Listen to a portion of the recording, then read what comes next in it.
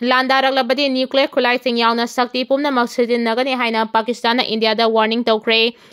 India na Pakistan da karigumba landaraglaba natraga Pakistan ki water supply da New Delhi na khurau thanglakba tarabadi nuclear khulai yauna Pakistan ki military khulai pukai pumnamak Islamabad na sijinnagani haina Russia da Pakistan ki ambassador na warning tawkhre. Russian broadcaster RT ka unaba amada ngarang Moscow da Pakistan ki top diplomat Muhammad Khalid Jamalina hai Pakistan ki territory da Indiana military strike sing thorang tauri haiba thajaningai oiba intelligence reporter leire. Pakistan ki mafam khara da attack taunaba makoina warep laukibagi atai leak document khara su lei haina Jamalina haiki maramaduna masi thoklaba yaba amasung oithokpa yaba ama oina aikhoida phauhalle haiki. Pakistan ki makok thongba diplomat Jamali warning asi tourist na ayamba oina miyoi kuntaruk hatkiba Jammu and Kashmir ki Pahalgam da chathakiba April 12 gi terror attack adugi matangdani thaudo adudagi nuclear khulai painaraba lainariba ani asigi marakta wangna ungkhanakre. Indiana Pakistan bu attack adu chathakiba terror group adu thami amasung sawale haina maral seki adubu madu Islamabad na yakide haina phongdoki. Soidana karigumba makoina makal amagi structure ama saganaba honarakpa tarabadi aikhoina maduda attack tawani. Aggression haibasi cannon sing natraga bullet sing kapak khaktagi wafam nate masi maithong sing asigi manungdagi amadi puklamba amasung khoirangbagi maramdi miyoi kaya sihanba yaba ising thingjinba natraga thaidokiba adusuni haina mahakna makataki. Chief Minister Laldu Homana tourist listing anirongi manungda ayambana khangalamdana chatkre phongdokiba kuidringaida Kuki National Army Unab Lkpa Bangladesh origin US masa ani Mizoram da faraga halankre. Chaliba sahi sigi March thada Mizoram Legislative Assembly gi mifam chatharenga gi manungda laikiba wahang paukhumgi matamda House da hanglakiba wahang amagi paukhumda House ki leader su oriba Chief Minister Laldu Homana mamangi kumda lisingani kunmari gi June thada gi hauraga December tha phawbagi manungda Mizoram da foreigner lising anirom laki amasung ayambana foreigner sing adu tourist oina lakibana te haibaga loinana makoigi manungdagi ayambadi Mizoram lainga khangalamdana hanaki haiba paukom pikiba kuidringaida Kuki National Front KNA KNF ki ming sidinarakliba Chittagong Hill Trek ta mapangal kanna leiriba Kuki National Army gi founder ni haiba miyoi ama yauna Bangladesh origin oirabasu haudina US national oiriba miyoi ani thasigi ani da Mizoram da faraga halankre hairi. Thaudo asigi matangda Mizoram gi konung aizol amasung New Delhi gi paugi agency amana tawrakpa report amana hai faraba miyoi ani adugi maming Shekun amasung Sharon kawi makoi ani na atopa miyoi ani ga loinana Bangladesh origin oiraga US national oiraba makoi mari Mizoram gi konung aizol tamna tourist visa paiduna lakani haibagi pau Mizoram laingang na mangdongna na phangki hairi. Pau asina yumpham oiraga Mizoram laingang na mikupna humsingna leiringaida miyoi ani asi thasigi ani da paba ngamkibani adum oinamak atopa miyoi ani dudi maming mathadi khangba ngamdri hairi. Makoina aizol da thunglaba matungda KNA KNF ki Nathan Lonchio bum yauna lusingba sing unaba thorang tawki. Bum hairiba miyoi asi Bangladesh ki Chittagong Hill Trek da mapangan kanna leiriba Kuki National Front amasung masigi khulai paiba lanmi sanglup Kuki National Army gi founder ni hairi.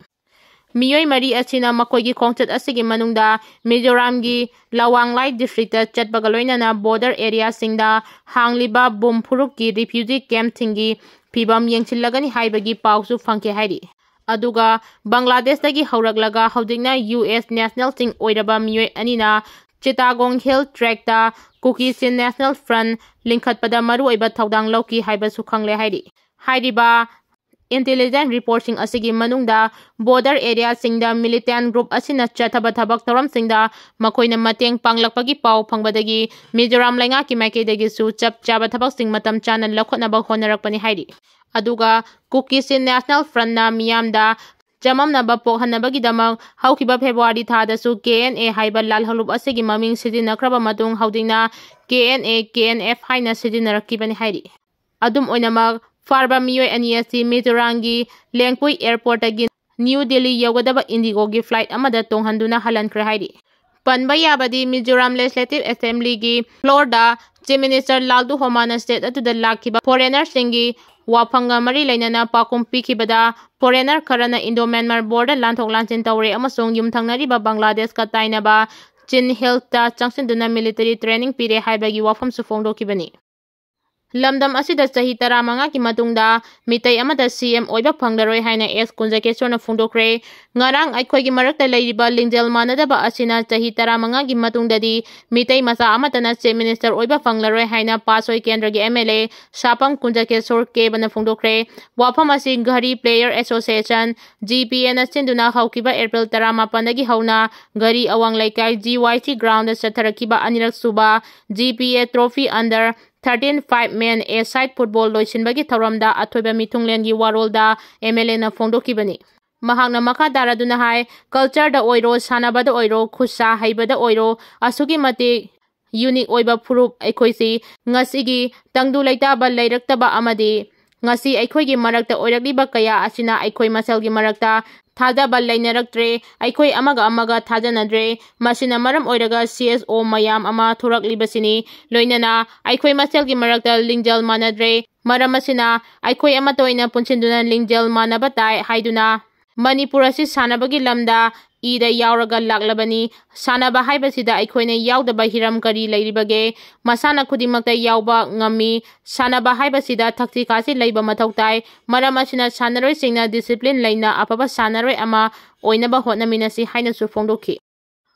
Mangal Football Academy gi mapuna nupamasa sanaroi taramathoida chathaidaba lichat chalamle Academy gi mapu amasung coach nongthongba Mangal Chana police na fare mahakna sijinaramba mobile phone laptop amasung pen drive sing recover tawre police na victim nupamasa sing amasung guardian sing gi statement lawba hokri.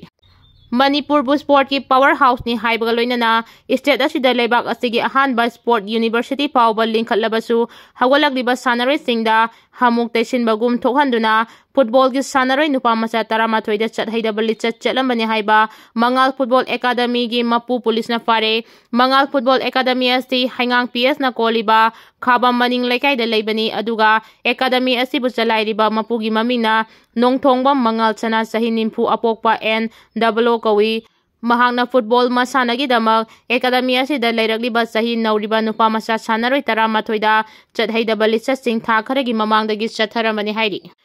mahakna nupamasa sing asida chathaidaba lichat sing chathare haibagi pau ngarang nungthel khaktamak khanglakibani hairi victim oihanbiraba nupamasa sing asigi imung manungge miyoini haiba amana paumi singda hai aihaki isa nupana academy asida ngasi laktaba yade hairakpadagi ngasi nungthel pung amarom tarakpa duwaida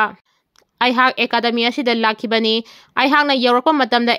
academy asida leirakiba nupamasa singi guardian singsu laktuna makogi angang singi awat apa sing hangnaramki adubu aihaki isa nupanadi mahak academy asida lehoba ngamlaroi Naha kapuna yumda chalasi hairaki isanupagi wafam tabada karigino haiduna hanglubada academy asibu chalairiba miyoi asina sanaroi taramathoida haukiba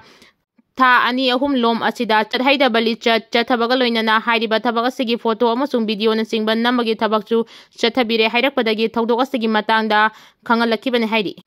wafam asi khangnarakpadagi nupamasa sanaroi singi mama mapa oiba singna academy asibu chalairiba miyoi asigi mayokta yaningdaba phongdokpa hauraki makhoina chatharakpa khongjangi pau tabadagi haingang police ki team laktuna thodok asida chenabani haiba academy asibu chalairiba en Mangal Chana faraga pukibani hairi sanaroi singi guardian singna sahi nauriba sanaroi singbu aranba lambida pusinaba honaramliba amasung lamchat naidaba moral yaudaba miyoi asigi mathakda logi oiba chapchaba chairak pihaninge haiba wafam chu paumi singda phongdoraki thodok asigi matangda case ama lokhatkiba loinana victim oiriba nupamasa sing amasung makhoigi guardian singi statement sing case asiga mari leinana lawba hokre hairi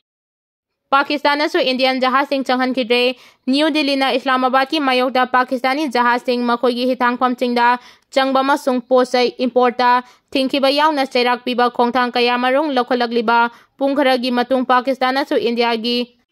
flag courier singsu makhoigi hitangpham sing sidinaba athingba thamkhre Indiana thangda numita Pakistan dagi natraga Pakistan phauduna lakpa pochai sing import ki mathakta athingba thamkhre amasung maduda natana makhoigi hitangpham singda Pakistan gi jahaz sing चंगबदसु थिंख्रे Jammu and Kashmir की पहलगामदा हंदक थोकिबा terror attack अदु पाकिस्तान की खुद यावी हाइना Indiana moral छिरखिबदगी लेबाक अनिगी मरक्ता वांगना उंखनरकिबनी।